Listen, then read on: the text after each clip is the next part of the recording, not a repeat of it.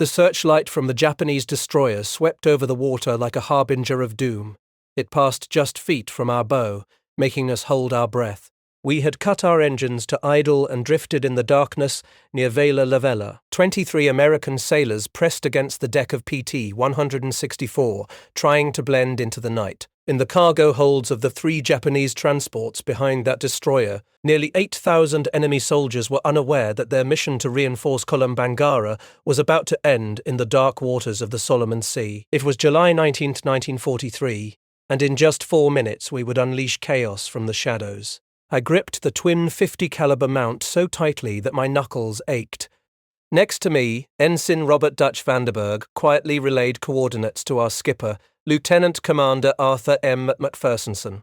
The faint green glow of our compass was the only light we dared to show. Behind us, hidden in the shadow cast by Vela Lavella's volcanic peaks, PT 168 and PT 171 awaited our signal.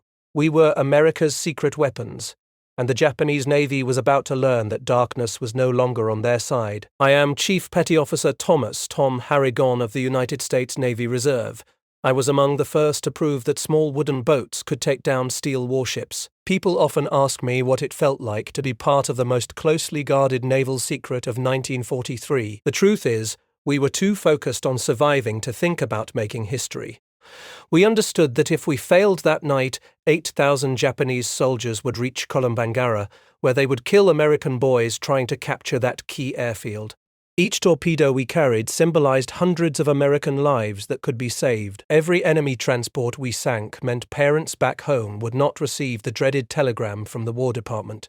To grasp how 3 boats smaller than most private yachts could challenge the Imperial Japanese Navy at its zenith, you need to know what we faced that summer of 1943. The Japanese had mastered night fighting. Since their victory at Savo Island the previous August, when they sank 4 Allied cruisers without losing one of their own, they dominated the darkness in the Solomon Islands. Their sailors spent years training for night combat, learning to fight without radar, relying solely on sharp eyesight and practiced teamwork. They referred to their nighttime supply missions as the Tokyo Express. Regardless of the name, they transported troops and supplies almost unchallenged once night fell. The American Navy had larger ships, superior radar, and more firepower. Yet we were losing the war at night. Our admirals, steeped in traditional battle tactics learned from past naval engagements, struggled to adapt to this new form of warfare. Our cruisers and destroyers, built for open ocean battles, became easy targets in the narrow waters of the Solomon Islands. We needed a different approach, something that would catch the Japanese off guard. This new solution was being developed in secret boatyards across the United States. From New Orleans to New York, it would change naval warfare forever. The Patrol Torpedo Boat, or PT boat, was born out of desperation and American creativity. At 80 feet long and 20 feet wide, they were made from laminated mahogany plywood instead of steel. They were powered by 3 modified Packard 5112 engines, which were versions of the Liberty aircraft engine, allowing them to reach speeds over 45 knots, faster than any torpedo or standard warship. We were equipped with 421-inch torpedoes loaded with Mark 13 torpedoes, a 20mm Ericon cannon, and 50 caliber machine guns. We carried enough ammunition to make a significant impact for about 15 minutes of intense combat. After that, we better be heading home or facing destruction. I saw my first PT boat in February 1943 at the training center for the Motor Torpedo Boat Squadron in Melville, Rhode Island. I was a sailor on a destroyer, just back from convoy duty in the North Atlantic when the Navy sought volunteers for dangerous assignments with experimental vessels. The recruiter kept the details secret, only revealing that the expected casualty rate was over 50%. From 200 volunteers, they selected 40. I made the cut due to my ability to navigate by stars and my small boat experience from growing up on the Chesapeake Bay. When I first boarded PT 164, I thought the Navy had lost its mind. This was not a warship. It resembled a fancy speedboat with unrealistic aspirations. The hull was made of wood, a curious choice in a war dominated by steel and armor. The living spaces were so cramped that sharing beds was not only common but required. We had no armor protection except for a bit of sheet metal around the bridge. One good hit from anything larger than a rifle bullet would turn us into matchsticks in the water.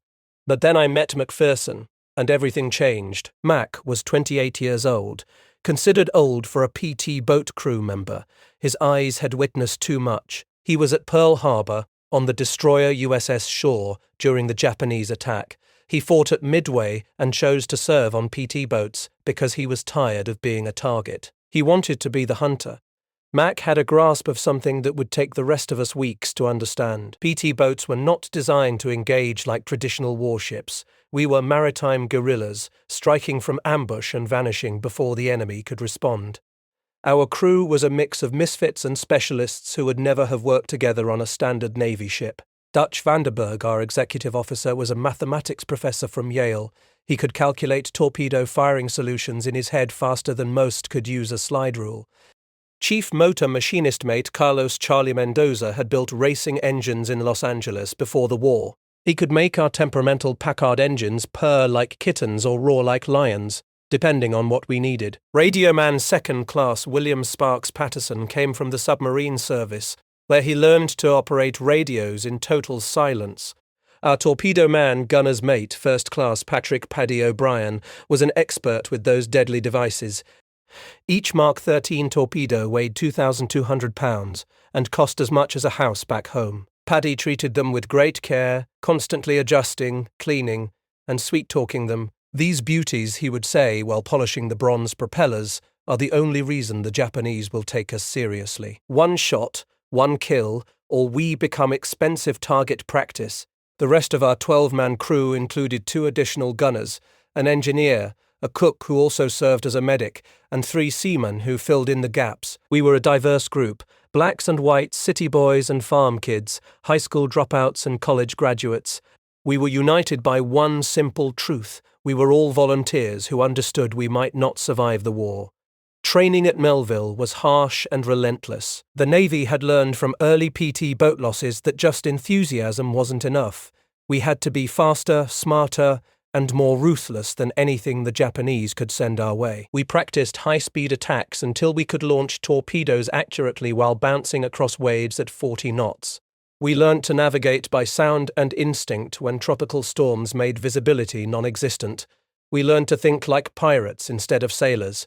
Commander James Wild Jim Patterson, who led the training program, had survived the campaign in the Philippines and escaped from Corregidor on one of the last PT boats. His training philosophy was straightforward. The Japanese expect fair fights. Don't give them that.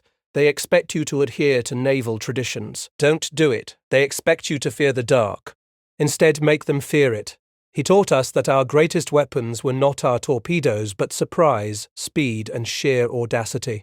We arrived at our forward base at Renova on June 30th, 1943, just as the invasion of New Georgia was starting. The base was merely a fuel dump, some camouflaged Quonset huts, and a rough dock concealed under palm fronds. The first thing we noticed was the smell: rotting vegetation, diesel fuel, and the distinct scent of tropical decay. The second was the sound of artillery fire from New Georgia, where Marines were fighting to capture the Munda airfield. We were Motor Torpedo Boat Squadron 9. Our unit had 12 PT boats tasked with blocking Japanese reinforcements in the central Solomon Islands. Our mission seemed simple: patrol the waters between major Japanese bases and sink any ships flying the rising sun. But the reality was much more complicated. These waters were filled with coral reefs, volcanic islands, and hidden Japanese strongholds. The enemy had seaplanes for scouting, coast watchers on every major island, and destroyers specifically trained to hunt PT boats. Our first patrol on July 5th was a complete disaster. 3 boats, including ours, tried to intercept a Japanese convoy near Visu. We were spotted by an enemy float plane before we could position ourselves for an attack. Suddenly, 4 destroyers, with searchlights blazing and guns firing, were closing in on us. We scattered like rabbits, racing through a barrage of shell splashes. PT 158 took a direct hit from a 5-inch shell and was destroyed. 12 men were lost in an instant, blown to pieces along with their boat. We spent 4 hours weaving through reefs and islands before finally escaping. No torpedoes were fired, no enemy ships were damaged, and we had lost a boat and crew. That night, gathered at our base in Renova, Mac spoke to us. "We learned an important lesson today," he said quietly. "We can't fight them like destroyers fight each other. We're not designed for gun duels. We strike from ambush, or we don't strike at all." It was a tough lesson, paid for in blood. This experience shaped our future missions. In the next 2 weeks, we created new tactics through trial and error. We learned to use the island's radar shadows to hide our approach. We found out that turning off 2 engines and running on one greatly reduced our noise. Most importantly, we mastered coordinating attacks between multiple boats using simple light signals that the Japanese could not intercept. Our intelligence network was exceptional. Australian coast watchers, hiding in the hills of Japanese-occupied islands, would report enemy ship movements. Native Solomon Islanders risked their lives to paddle out to meet us, sharing information about Japanese positions. Sometimes, we received decrypted intelligence from Pearl Harbor that provided exact convoy schedules. But most of the time, we relied on instinct and experience. In July 1943, the PT boats were still considered secret weapons. Official Navy communications did not mention us by name, calling us only small craft or mosquito boats. The Japanese suspected something was targeting their convoys, but they initially reported us as submarines or mines. They could not believe the Americans would send wooden speedboats against their steel warships. That ignorance became our greatest advantage. On the night of July 18th, USA, the Coast Watcher reported that a major Japanese reinforcement convoy was set to pass through Blackett Strait, heading for Virginia on Kalambangara. This was the target we had been waiting for. Multiple transports with minimal escorts were forced to navigate narrow waters where their large numbers would not help them. Mac volunteered our boat to lead the attack, along with PT-168, commanded by Lieutenant Henry Hank Bramwell, and PT-171, under Lieutenant Junior Grade Joseph Joey Antonelli. The briefing that evening was intense. Intelligence estimated 3 large transports, escorted by one or two destroyers, carrying elements of the Japanese 13th Regiment, elite soldiers who had fought in China and the Philippines. These were not construction battalions or supply troops. These were frontline fighters who could make life difficult for our Marines on New Georgia. Commander William Bill Specht, our squadron leader, made it clear, "Gentlemen, this convoy cannot reach Virginia. I do not care if you have to ram those transports. They go to the bottom tonight." As the sun set on July 19th, as the sky turned blood red over the Solomon Islands, we finalized our preparations. Patty O'Brien went through his torpedo checklist for the 5th time. He set the Mark 13s to a depth of 10 feet and adjusted the speed to 28 knots. These settings were ideal for striking a loaded transport. Charlie Mendoza had fine-tuned our engines perfectly, with mufflers installed to keep our noise down. Dutch Vanderberg carefully mapped out our attack approach, considering the currents, wind, and moon position. I inspected my machine guns one last time, making sure the ammunition belts ran smoothly. We loaded only armor-piercing and incendiary rounds. Regular ball ammunition would be ineffective against steel ships. The armor-piercing incendiary rounds could break through bridge windows, ignite fires, and suppress enemy gun crews. Every 5th round was a tracer, creating streaks of fire that resembled lethal fireworks in the night sky. At 8:30 p.m. we cast off our moorings and entered the growing darkness. The 3 boats moved in formation, our engines hushed to a low rumble. Once we cleared Renova Harbor, Mac instructed us to test our weapons. The night briefly exploded with gunfire as 12 machine guns and 3 20mm cannons roared into the empty sea. Then silence returned, interrupted only by the steady thrum of our engines and the water splashing against our hulls. The ocean was rougher than we had anticipated, with a 2-foot chop-making torpedo accuracy a challenge. However, it also meant our wakes would be harder to detect, and the waves would conceal our engine noise. Every advantage counted when you were 80 feet of plywood going up against 400 feet of steel. By 11 p.m., we arrived at our ambush position off the northern coast of Vella La Vella. Mac slowed the engines to idle, and we drifted in the darkness, waiting. The only sounds were the water gently hitting our hull and the distant rumble of artillery from New Georgia. Then, at 11:47 p.m., Sparks Patterson intercepted a transmission from Coast Watcher. The message reported 3 large ships, 2 escorts bearing 280, speed 18 knots, range 15 miles from your position. The hunt was on. Max started 2 engines and kept them at low throttle as we moved to intercept. The math was straightforward but crucial. The enemy convoy was travelling at 18 knots on a steady course. We could reach 35 knots without causing much wake. If we positioned ourselves right, we would intercept them just as they entered the narrowest part of Blackett Strait, where they would have no space to manoeuvre. At 18 hours on July 20th, Dutch spotted them through his binoculars. They were dark shapes against the starry sky, right where they were expected. The Japanese maintained perfect formation. 2 destroyers led the way, followed by 3 transports, with another destroyer at the back. They did not show any lights. However, their size and regular spacing made it easy to track them once we knew where to look. Mac had a plan. It was simple yet incredibly risky. PT-168 would attack from the port side. PT-171 would come from the starboard side while we went straight up the middle toward the lead transport. This meant passing between the escort destroyers, which was like threading a needle between danger on either side. But if it worked, we could create maximum confusion and have clear shots at all 3 transports. All ahead slow, Mac whispered. We moved forward at a sluggish 5 knots, barely budging, allowing the convoy to approach us. At 2,000 yards, we could hear their engines. The deep thrum of large diesel engines pushed thousands of tons through the water.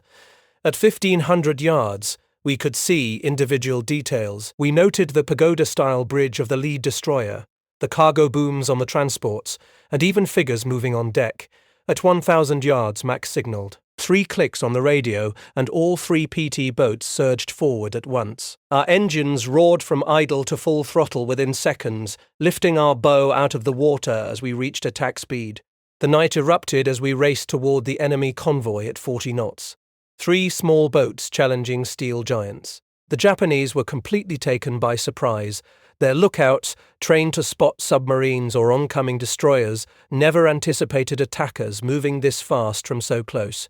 We penetrated their formation before they could respond, zipping between the escort destroyers at point-blank range. I opened fire with my twin .50 caliber machine guns, raking the bridge of the nearest destroyer. I saw my bullets punch through windows and ricochet off steel. Fire 1, Fire 2. Paddy launched our first 2 Mark 13 torpedoes at 600 yards. It was impossibly close.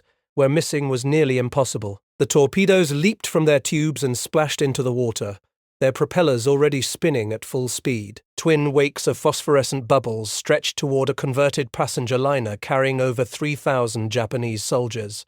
Finally, the destroyer to our starboard reacted, swinging its searchlight toward us. The brilliant white beam found us instantly, blinding in its intensity. Their 25mm anti-aircraft guns fired immediately. Green traces stretched out towards us like deadly fingers. Shells exploded around us, splashing so closely that the spray drenched everyone on deck. Then our torpedoes struck. The first hit the transport just after the bridge, creating a thunderous explosion that illuminated the night like lightning. The second hit midship, snapping the ship's back instantly. The 8,000-ton vessel rose partially out of the water before splitting in half, with both sections beginning to sink. Through the glare of searchlights and the sound of gunfire, we saw hundreds of Japanese soldiers pouring into the water, their screams piercing even the roar of our engines. Next, PT-168 fired. Both Mark 13 torpedoes slammed into the second transport. That ship, loaded with ammunition and fuel for the garrison at Vung Tau, exploded like a volcano. The blast was so strong, it knocked me off my feet. A wave of superheated air rushed over our boat.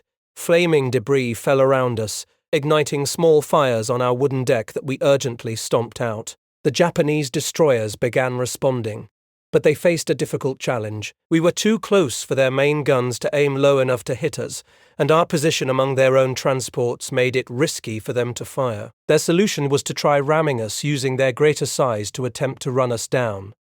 The nearest destroyer turned sharply toward us, its bow aimed directly at our side. At the combined closing speed, we had about 10 seconds before impact. Max spun the wheel hard to the right and pushed the throttles to the max. Our engines screamed in resistance, but we pivoted like a ballet dancer, narrowly missing the destroyer's bow by less than 10 feet.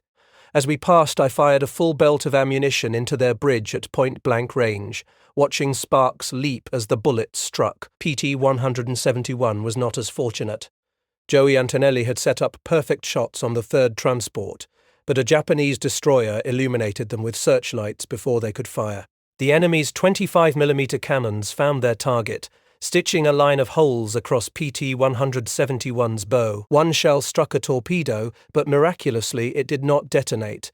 The warhead needed to spin in water to arm itself before it could explode. Still, Joey had to abandon his attack run and retreat, streaming smoke and taking on water. We circled back for another pass, but the element of surprise was gone. Every searchlight in the Japanese convoy was sweeping across the water. Gunfire of all sizes erupted in every direction. The water around us was splashed and torn apart, appearing as if it were a rainstorm. To make matters worse, the Japanese had finally deployed their 5-inch guns, which could destroy us with a single hit. "Launch the remaining fish and get us out of here," Max shouted amid the chaos. Patty fired our last 2 Mark 13 torpedoes at the remaining transport ship. However, the captain of that ship spotted them coming and skillfully steered parallel, allowing both torpedoes to glide harmlessly by. We were now fleeing, all 3 engines running at full power, weaving between splashes as we vanished into the darkness. Behind us, the battle raged on. Despite taking several hits, PT-168 managed to fire 1 more torpedo at the sinking second transport. The ammunition ship's final moments lit up the entire strait as secondary explosions rippled through her hull while she went down. 2 of the 3 transports were destroyed, carrying nearly 6,000 Japanese soldiers with them. The third transport and the destroyers remained undamaged, but were shaken. We regrouped 5 miles south of the battle area. All 3 boats were battered but still afloat. PT-171 was in the worst condition, with multiple holes at the waterline and 1 engine down. We pulled alongside and assisted in transferring wounded crew members, while our carpenters worked frantically to seal the holes with anything they could find. From mattresses to life jackets, PT-168 had lost her radio antenna and suffered shrapnel damage throughout her superstructure. But she was still capable of combat. Our boat emerged with only minor damage. Some shrapnel holes, a burned-out gun barrel from overheating, and scorch marks from near misses. We were alive, and we had completed our mission. 2 transports were definitely sunk. Thousands of enemy soldiers were lost, and the Japanese reinforcement schedule was disrupted. The surviving transport chose to turn back to Rabaul rather than continue to Var. The trip back to base was tense. Japanese float planes began searching for us at first light. We concealed ourselves in the shadows of small islands, camouflaged with palm fronds, engines off, and scarcely breathing as enemy aircraft flew overhead. It took us 14 hours to cover what should have been a 3-hour journey, but we all made it back to Renova. The debriefing was thorough. Intelligence officers wanted every detail. Japanese tactics, the effectiveness of their weapons, and their reaction times changed dramatically. The information we shared would be sent to all PT squadrons in the Pacific. The lessons we learned from our engagements would help save American lives and destroy enemy vessels for the rest of the war. However, the immediate effects were even more profound. Radio intercepts showed that Japanese communications referred to new American secret weapons and high-speed torpedo boats that seemed to appear out of nowhere. For the first time, the Imperial Navy experienced fear in the dark. They could no longer move freely at night and could not guarantee safe passage, even for their most heavily protected convoys. Every shadow could conceal a PT boat. Every sound might signal American engines drawing near. In the weeks that followed, the Japanese completely altered their resupply strategy. Convoys became larger, but they arrived less often. The number of destroyer escorts doubled and then tripled. They even began deploying float planes equipped with searchlights for nighttime reconnaissance. These adjustments meant fewer supplies and reinforcements reached their island garrisons, providing significant advantages to our ground forces. The psychological effects were perhaps even more substantial than our tactical victories. Japanese soldiers waiting for reinforcements that never came began to lose hope. Enemy commanders, unable to ensure supply deliveries, had to cancel their offensive plans. The myth of Japanese invincibility at night, undermined by wooden boats crewed by American teenagers and reservists, began to fade throughout the Pacific. The success of our squadron led to a swift expansion of the PT boat program. New bases sprang up across the Solomons and New Guinea. Improved boats, featuring better engines, radar, and armor protection, were quickly produced. Tactics we had developed through experience became official doctrine taught at training bases from Rhode Island to California. However, the price of this success was reflected in the friends we lost. 2 weeks after our successful attack, PT-166 struck a mine while returning from patrol. All hands were lost. PT-162 was caught by Japanese destroyers during the day when an engine failure left her stranded. She was destroyed, and only 3 survivors were rescued from the water. Joey Antonelli, the skipper of PT-171, was shot by a sniper while his boat refueled at a forward base. By October 1943, when I returned to the United States for new construction training, our squadron had lost 7 boats and 73 men. But we had also sunk or damaged many enemy ships. We damaged over 40 Japanese vessels from destroyers to barges. We also killed thousands of enemy soldiers who never reached their destinations. The exchange was harsh, but it was necessary. Every PT boat we lost could be replaced. The Japanese ships and their experienced crews could not. I returned to the Pacific in March 1944 as the executive officer of PT-321, operating in the Philippines. The boats had improved features, including radar, armored plating around the cockpit, and more reliable torpedoes. However, the core elements remained unchanged: speed, surprise, and boldness. We continue to show that American innovation could overcome any enemy advantage. The Japanese never fully adapted to the threat posed by PT boats. They tried everything: specialized hunter-killer groups, radar-equipped destroyers, and even suicide boats, designed to ram us. Yet, they could not be everywhere. They could not protect every convoy or make the night safe again. The secret weapon they discovered too late had drastically shifted the balance of power in the Pacific. M. McPherson survived the war, earning a Navy Cross and 2 Silver Stars. He continued his service in the Navy, eventually commanding a destroyer squadron during the Korean War. We kept in touch until his passing in 1987. At his funeral, his son shared that Mac often remarked how the PT boats taught him what true courage meant. It was not the absence of fear, but acting despite it.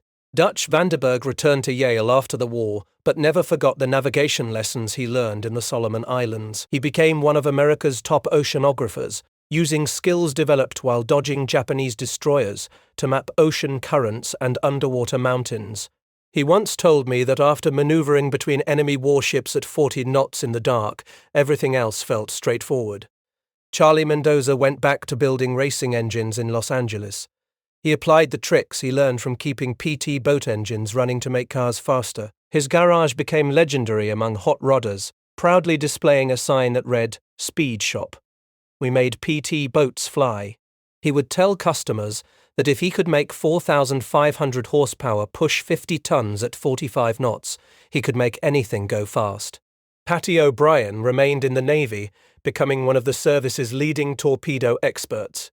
He wrote the manual on Mark 13 torpedo maintenance, which was used until the 1970s.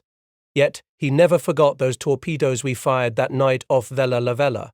"Those were my fish that sank those transports," he would say with pride.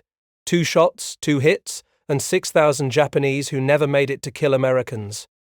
The story of the PT boats often gets lost among the larger battles of World War II like Midway, Guadalcanal, and Leyte Gulf. However, for those of us who served on these small wooden boats, we recognized we were part of something groundbreaking.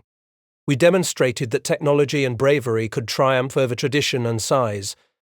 We proved that American sailors, many of whom had never seen the ocean before the attack on Pearl Harbor, could outmaneuver the world's best navy. The secret to our success was not just the boats, although they were remarkable feats of engineering. It was not solely the torpedoes, even though they could be devastating when they functioned. The true secret lay in the American spirit of innovation. We were willing to embrace a completely different approach when traditional strategies fell short. While our admirals initially regarded PT boats as mere toys, junior officers and enlisted sailors showed that these toys had teeth and could alter the course of a war. Whenever I read about modern naval warfare, missile boats, stealth technology, or asymmetric warfare, I see the legacy of those PT boats. We proved that naval combat did not have to be battleships engaging at long ranges. It could be about speed and stealth, striking where the enemy least expected us and vanishing before they could react. Every fast attack craft in today's Navy carries the lineage of those plywood speedboats that instilled fear in the Japanese Navy. In 1943, the Japanese coined the phrase mosquito boat terror, a term that reflected the anxiety that spread throughout their fleet. Post-war testimonies from Japanese naval officers revealed that PT boats created disruption that far exceeded our actual numbers. They had to assume our presence everywhere. They planned for attacks that might never happen, and wasted resources defending against threats that were often just shadows. Admiral Tanaka Rizo, who led many of the Tokyo Express missions, stated after the war that American PT boats were their worst nightmare. Submarines could be targeted with depth charges and aircraft could be spotted. That these fast boats emerged from nowhere, striking like cobras and disappearing into the night. They made the Japanese afraid of the very darkness they once controlled. That fear, that uncertainty we instilled, was more valuable than sinking any number of ships. It marked the moment when the Imperial Japanese Navy, which had dominated the Pacific since Pearl Harbor, began to doubt itself. Sailors who had dedicated their lives to nighttime combat began to fear shadows. The psychological battle was already won. The development of PT boats during the war was astonishing. Early boats, like ours, were basically peacetime designs that were adapted for combat. By 1945, PT boats were equipped with radar, rockets, advanced torpedoes, and even early guided missiles. However, the main idea remained the same. They were small, fast, deadly, and manned by volunteers willing to take incredible risks for their country. One story that exemplifies the spirit of the PT boat took place in October 1944 during the Battle of Lee Gulf. A squadron of PT boats, under heavy fire, bravely attacked the Japanese battleship Yamato, which was the largest warship ever constructed. Their torpedoes couldn't penetrate Yamato's armor, but they charged ahead anyway. Their bravery forced the massive battleship to change course, allowing American escort carriers to escape. While the small boat did not sink the giant that day, their courage saved American lives. The PT boat bases themselves became legends.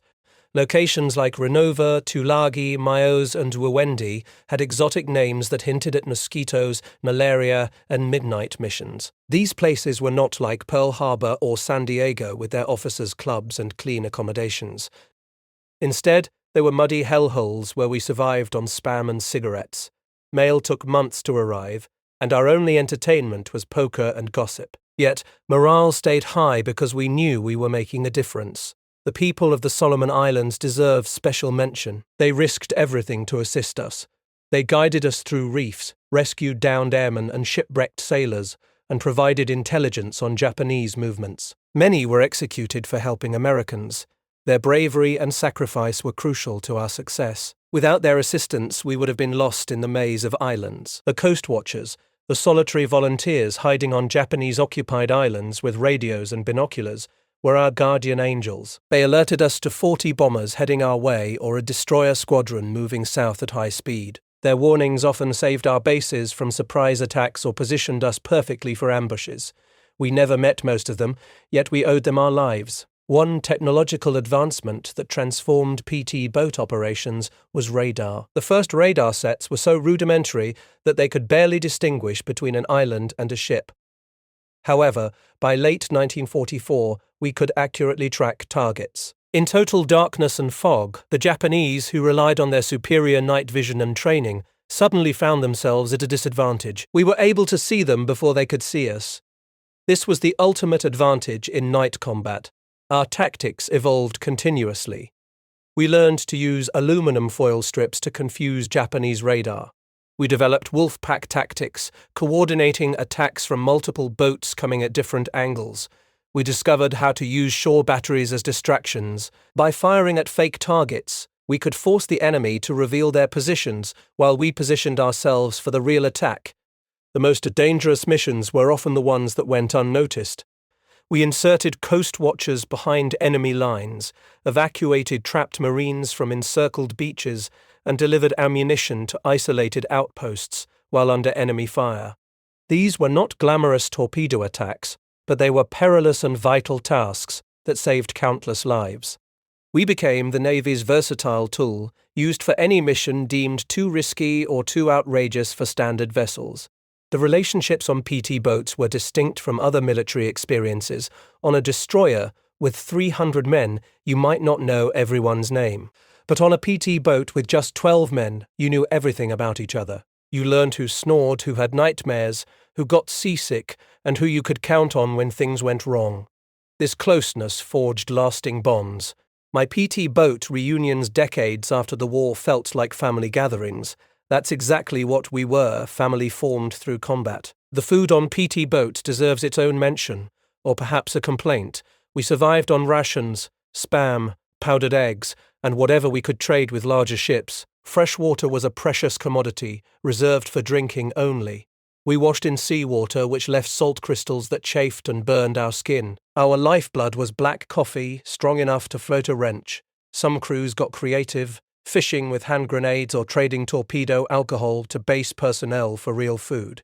Constant maintenance was crucial. Salt water corroded everything. Tropical heat would rot wood and fabric, and high-speed operations pushed every component to its limits. We often spent more time maintaining our boats than actually fighting in them. Every crew member had to become a mechanic, carpenter, and electrician out of necessity. A PT boat experiencing engine failure in enemy waters was a death trap, so we treated maintenance like a sacred duty. The weather in the Solomons was an ever-present menace. Tropical squalls could emerge unexpectedly, turning calm seas into chaos. Seas turned into towering waves. Lightning strikes could zap our radios and electrical systems. The heat and humidity was so stifling that men would faint at their posts. Yet, bad weather helped us. It concealed us from enemy planes and made our small boats harder to detect among the churning waves. Navigating those waters took skills not taught at the United States Naval Academy. Maps were often inaccurate, based on surveys from the 1800s. Coral reefs could form overnight after storms. We learned to interpret watercolor and wave patterns. We could smell land before we saw it. We relied on instinct when our instruments failed. Each successful patrol added to our mental maps of those treacherous waters. The Japanese response to our PT boats changed throughout the war. They built special shallow draft destroyers to hunt us down. They coordinated search patterns using float planes alongside destroyers. They even attempted to use captured PT boats as decoys. For every tactic they created, we came up with our own countermeasures. It turned into a deadly game of chess played at high speeds in darkness. One aspect not often talked about was the psychological toll. Living in constant fear, knowing each patrol could be your last, and watching friends die in horrifying ways took its toll on us all. Some men broke down and requested transfers, even knowing it would label them as cowards. Others became hooked on the adrenaline and volunteered for even riskier missions. Most of us just endured, finding ways to manage fear that never truly faded. The dark humor we developed was essential. We named our boats things like Sudden Death, Hell's Angels, and Grim Reaper. We painted cartoon characters on our torpedoes, with Donald Duck riding one being popular. We composed songs about sinking Japanese ships. The more gruesome they were, the better. This was our psychological armor, a way to make the unbearable a bit more manageable. The influence of PT boats reached far beyond the Pacific. When the Normandy invasion was planned, PT boats were included to safeguard the fleet from German E-boats. The lessons we learned in the Solomon Islands were applied in the Mediterranean, the English Channel, and even the rivers of Europe. American PT boat doctrine shaped naval strategies worldwide, inspiring similar programs in many other navies. Looking back now, decades later, I can't believe we survived. We were mostly young men playing with dangerous equipment in a war that claimed millions of lives. We made mistakes that should have cost us dearly. We took risks that make me uneasy to think about now. Yet, we also achieved something remarkable. We transformed an untested idea into a powerful weapon that helped win the war. We demonstrated that American ingenuity and bravery could overcome any challenge. The legacy of PT boats continues in today's Navy. Each fast attack craft, every special operations boat, and each vessel designed for quick strikes carries the essence of those original mosquito boats. The sailors who operate these boats may not know about the harrowing nights of Vela La Vela or the fear we instilled in Japanese convoys. However, they are the spiritual heirs to our tradition of speed, surprise, and boldness. When people ask if I am proud of my service, I share the story of July 20th, 1943. 3 small wooden boats launched a surprise attack on a significant enemy convoy, sending thousands of Japanese soldiers down to the sea. We emerged from the shadows, exactly as our name suggests, and vanished before the enemy could react.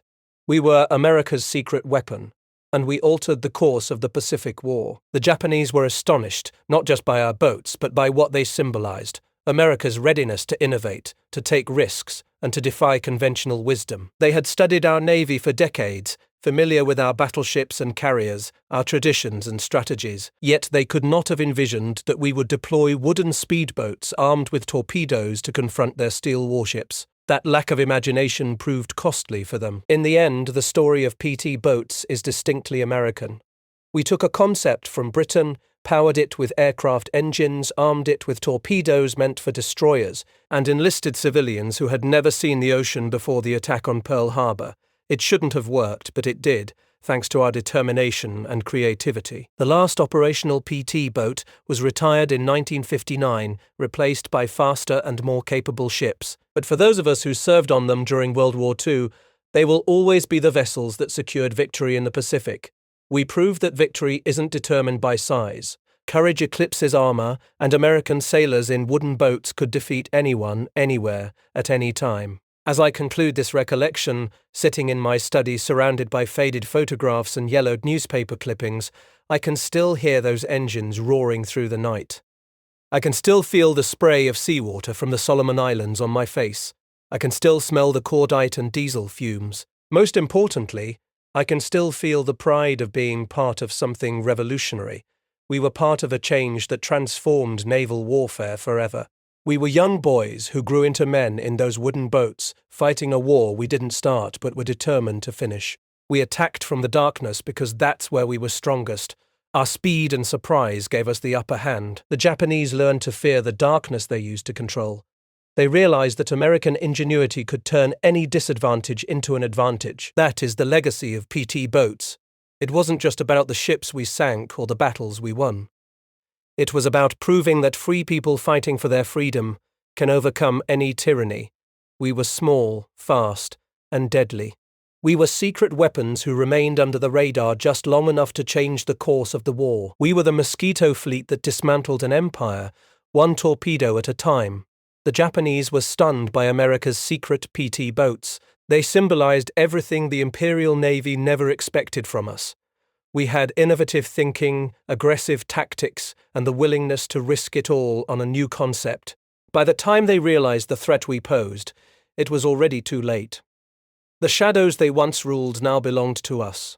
From those shadows we struck hard until the rising sun finally set on Japan's Pacific Empire.